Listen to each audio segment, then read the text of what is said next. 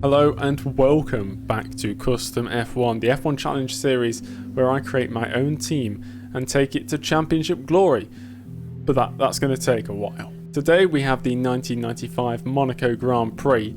Monaco is always an incident-ridden race, and I'm sure this one will be no exception. So grab yourself a snack and a drink and enjoy the chaos that is the streets of Monaco. We are now a quarter of the way through this season, and the mighty Ferrari sit down in 12th place in the Constructors with no points to their name. Is it just bad luck that has led to this, or is there an underlying issue with the management of the team, something behind the scenes perhaps? They need a big result today at a circuit they've had lots of success at in the past. With Schumacher being out of action for a number of races, is the championship fight already over? Benetton certainly still have their eyes firmly on the Constructors' Championship, but they've been hit with more issues. David Coulthard is out for 2 races due to the injury sustained at last week's Spanish Grand Prix. His replacement is the test driver Alan McNish. Benetton are now fielding a reserve driver and a test driver in place of their 2 race drivers who are out of action. More bad news to report. Simtech state that the financial difficulties that they are currently experiencing may be the end of them as a constructor. Unless they manage to score some points and finish within the top 10 in the Constructors' Championship, this may be the final year that we see Simtech on the grid. That's all for the news. Let's jump into qualifying for the Monaco Grand Prix. And here we are in Monaco for round 5 of the 1995 season. We ride on board with Mika Salo in the Streamline Engineering car. This track notorious for being a one of a kind, let's say, because look at the layout. It's so tight. It's a street circuit, of course, around the streets of Monaco or Monte Carlo. The barriers are just inches away from the car at any one point on the track. And this is Salo's fastest lap in qualifying. It's his 5th attempt. And through the first sector, he's already up by almost 0.2 of a second on his previous best. His previous best at the moment, good enough for 21st place out of 30, with Damon Hill right up there on provisional pole at the moment. And strangely enough, Ayrton Senna has an issue. He has an issue, and the Williams is still in the pit garage, and there's only a few minutes left in the session. So unless the Williams mechanics can sort out his car in a matter of a few seconds, Ayrton Senna might actually be eliminated from qualifying here today, as we only run one 40-minute session. So there's no second chances for any driver missing out on qualifying. As to the first 2 sectors now, Mika Salo up by more than half a second. So this is really a good lap from the Streamline Engineering driver, who's had some struggles so far in his second season in Formula 1, but he did score points in the opening round in Brazil. As into the final corner then, and on the exit down towards the line, it's going to be an improvement for Salo. Where's he going to put him on the grid? Right now, it's 18th place out of 30, but let's see where he starts on the starting grid. Damon Hill claims pole position for Williams, and Alan McNish, the fill-in driver at Benetton, qualifies brilliantly in 2nd place. Gerhard Berger 3rd for Ferrari, so very good from Ferrari for once, with the McLaren of Martin Brundle in 4th place, the 2nd Ferrari of John Alesi in 5th. Kai Mahendra, a massively impressive lap in qualifying from him. He qualifies in 6th, with the 2nd Benetton of JJ Leto down in 7th. Olivier Panis up in 8th for Ligier, Jos Verstappen up in 9th for Tyrrell, and Eddie Irvine 10th for Jordan, which means there's 8 different constructors within the top 10. 11th place belongs to Barrichello, with Bernard alongside him on the 6th row of the grid. Then we have Ralf Schumacher and Mika Hakkinen. The 2nd McLaren of Hakkinen down in 14th place. Gianni Morbidelli in 15th, with Martini in the lead. Minardi starting from 16th. 17th and 18th is Katayama and Salo, with 10th row of the grid being Alessandro Zanardi and Zomba Reith. Well, at least we know now Monaco throws up a lot of thrills and spills and shocks in qualifying. Fisichella and Frentzen on the 11th row of the grid. The Simtech of Jean-Marc Gounon up in 23rd. Then it's the 2 LaRouche drivers making it on the grid, Herbert and Noda. Mark Blundell in the 2nd Lotus down in 26th place, and that means the 4 drivers eliminated are the 240s of Suspiri and Rosset, with Ratzenberger sandwiched in between, and Ayrton Senna.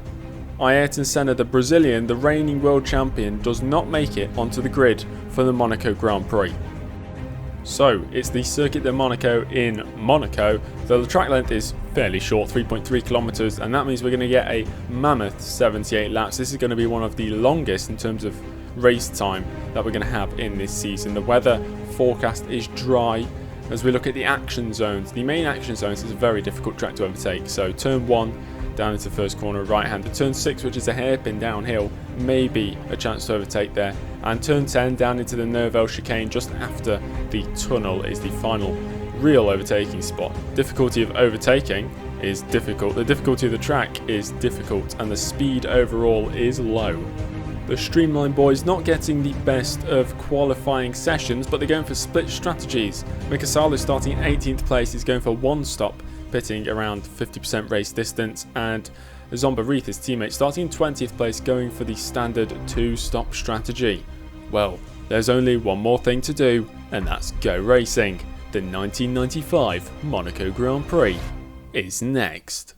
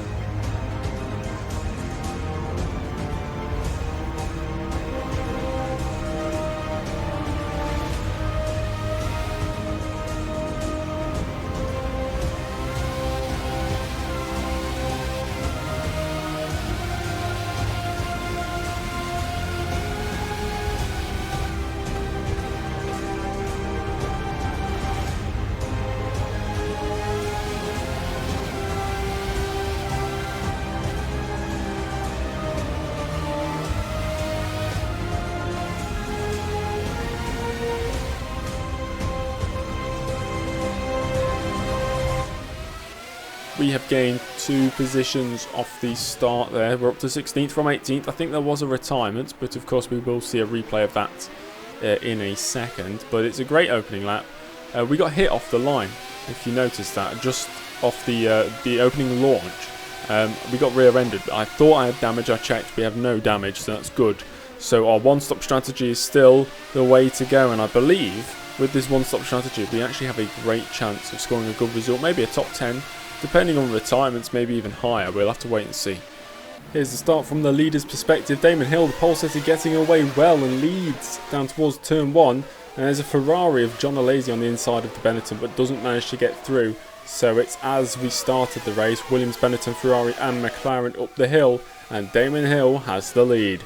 The first retirement of the race is Ukyo Katayama in the Tyrrell, who I think he's just retired suspension failure or something that goes on here. I think, no, he's been crashed into. That's the reason he's out of the race. Big damage there. I think another car got caught up in that. Minardi and the LaRousse there losing their front wing. Absolute carnage. Morbidelli all over the back of me here as we start lap 3. Surely he's on a lighter fuel load and he goes straight up the inside. I think that's turn 4 there. Straight up the inside of me. And we're down to 17th place, just ahead of Alessandro Zanardi. But when I say just, a good 5 seconds ahead. But clearly Morbidelli on a 2-stop, maybe a 3-stop strategy. I'm on a 1-stop, so that explains the speed difference.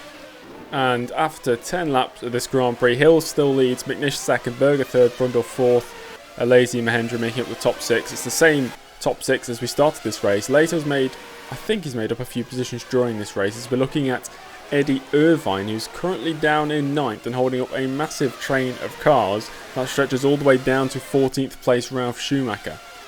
Lap 11 and Morbidelli stuck behind the Minardi of Martini and into the second to last corner. I'll take advantage of this, move up past Morbidelli yet again. So Morbidelli overtook me on lap 3, I re-overtake Morbidelli on the end of lap 11, and now we're going to work on closing down and overtaking Martini.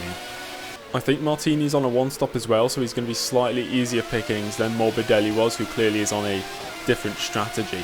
But look at this, through the tunnel and exiting the tunnel down towards the Nouvelle chicane. We've got the inside line and we outbrake the Minardi and move past Martini. We're up into 15th place. The footwork of Ralf Schumacher 8 seconds up the road, and as the fuel starts to burn off and our stint becomes, well, we have a lighter car, we're going to gradually build up in pace and close the gaps to the cars ahead.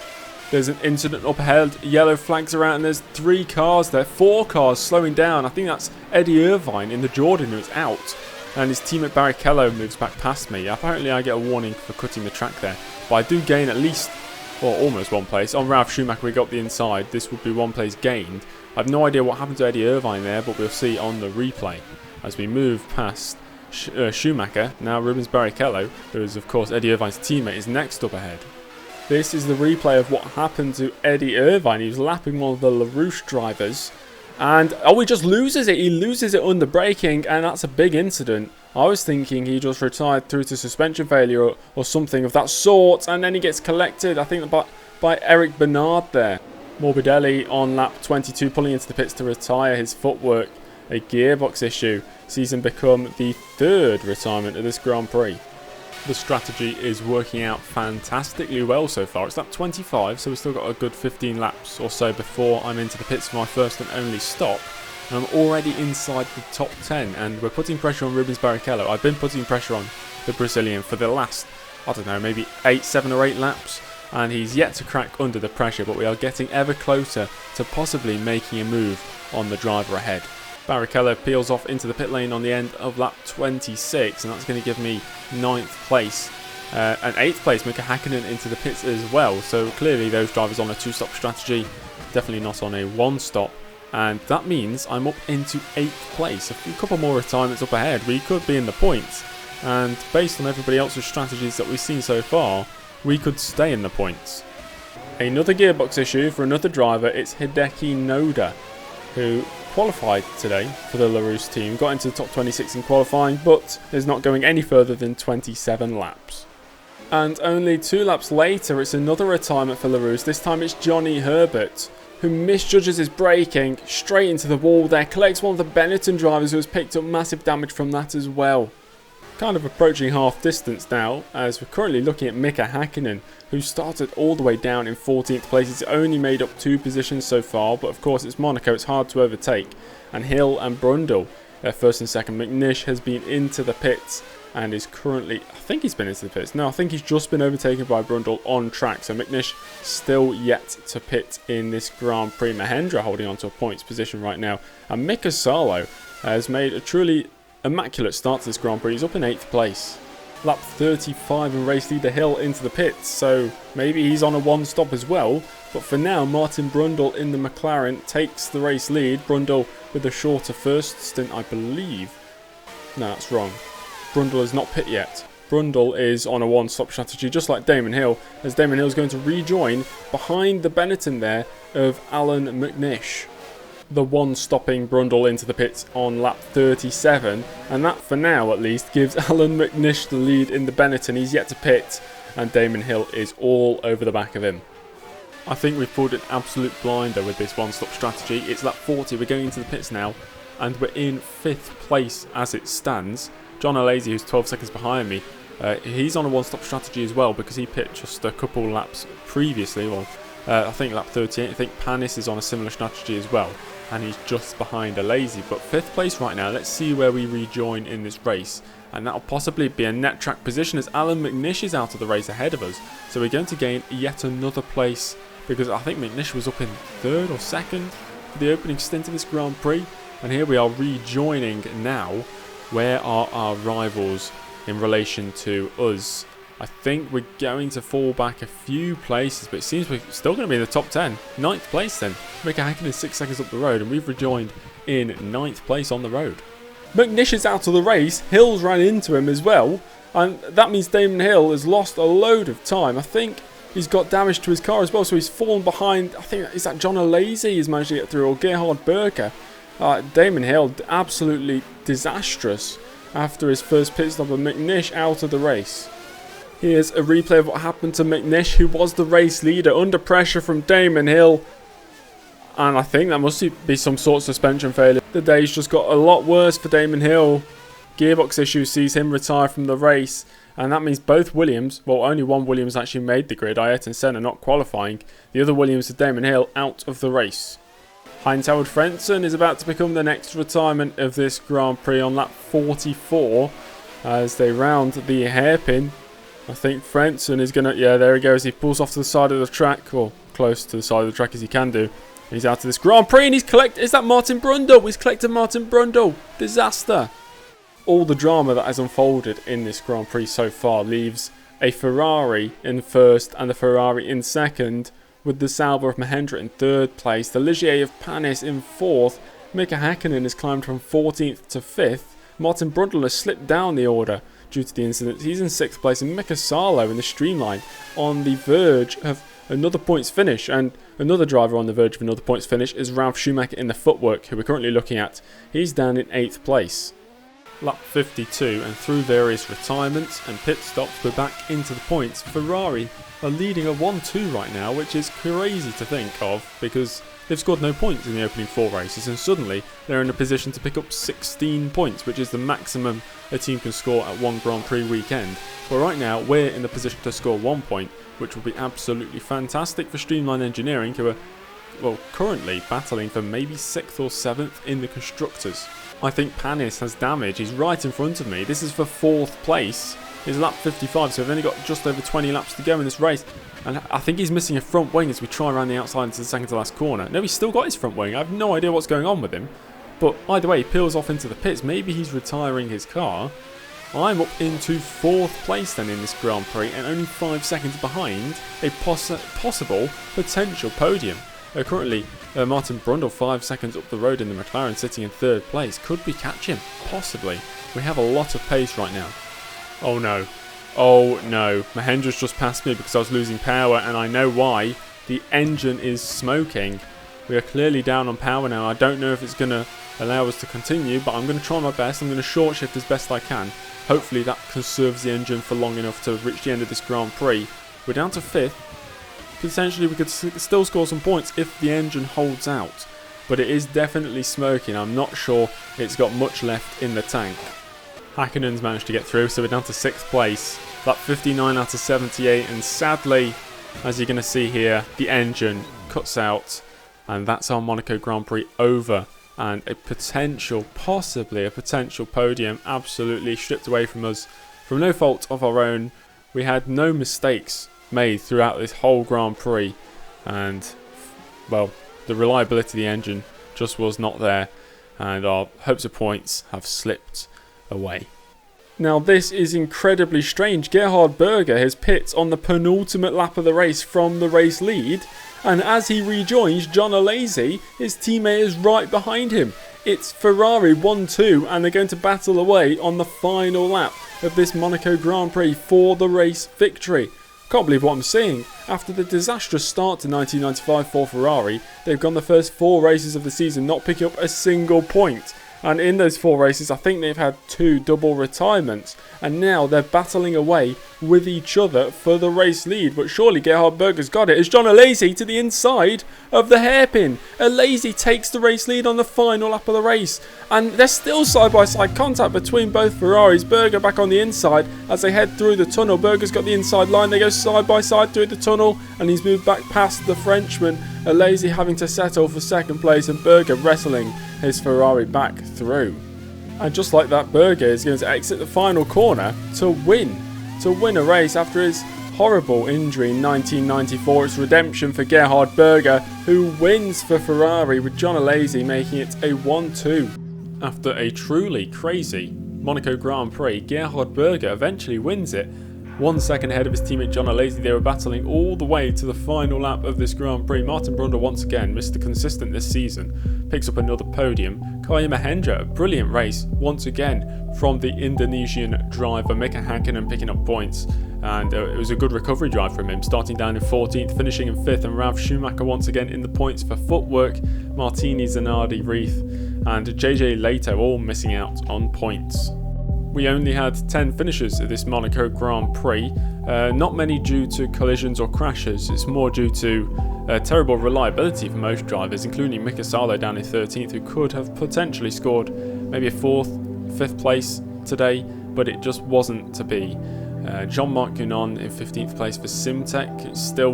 It's not really a classified finish, he's retired, but it's I think personal best for Simtech this season if I can remember correctly. Of course, Damon Hill in 19th, Alan McNish in the Benetton, who was on for a good result in 21st place. Two LaRouche drivers not finishing this Grand Prix, but at least they qualified. John Alesi picking up the fastest lap of the race at 1:25.980. Martin Brundle. Can you believe it? Martin Brundle leads the World Championship as we're about 1/3 of the way through the season. Surely that will change at some point, but he's ahead of Michael Schumacher, who's of course on the sidelines due to injury. Damon Hill up into 3rd, Kaya Mahendra solidly in 4th place at the moment.